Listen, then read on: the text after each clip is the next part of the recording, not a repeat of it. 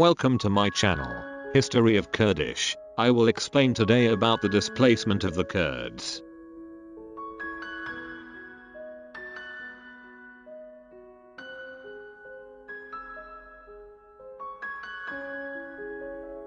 Displacement of the Kurds. Removal of the population from along their borders with the Ottomans in Kurdistan and the Caucasus was of strategic importance to the Safavids. Hundreds of thousands of Kurds were moved to other regions in the Safavid Empire, only to defend the borders there.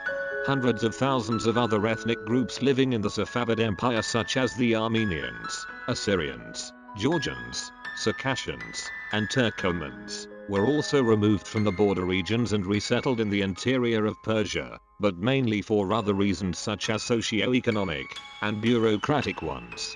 During several periods, as the borders moved progressively eastward, with the Ottomans pushing deeper into the Persian domains, entire Kurdish regions of Anatolia were at one point or another exposed to horrific acts of despoliation and deportation. These began under the reign of the Safavid Shah Tahmasp, ruled 1524-1576.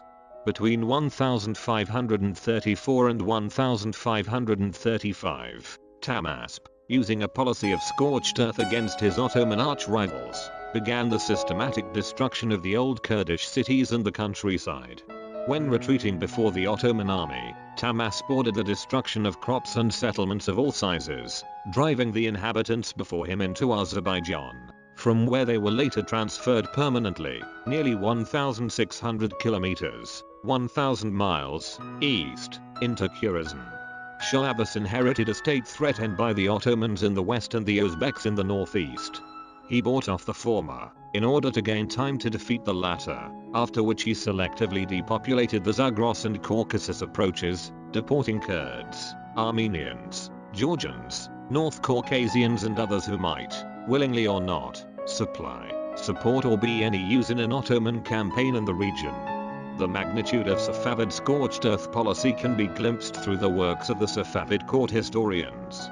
One of these, Iskandar Beg Munshi, describing just one episode, writes in the Al-Amari Abazi that Shah Abbas, in furthering the scorched earth policy of his predecessors, set upon the country north of the Eryxes and west of Urmia, and between Kars and Lake Van, which he commanded to be laid waste and the population of the countryside and the entire towns rounded up and led out of harm's way. Resistance was met with massacres and mutilation. All immovable property, houses, churches, mosques, crops, were destroyed, and the whole horde of prisoners was hurried southeast before the Ottomans should counterattack.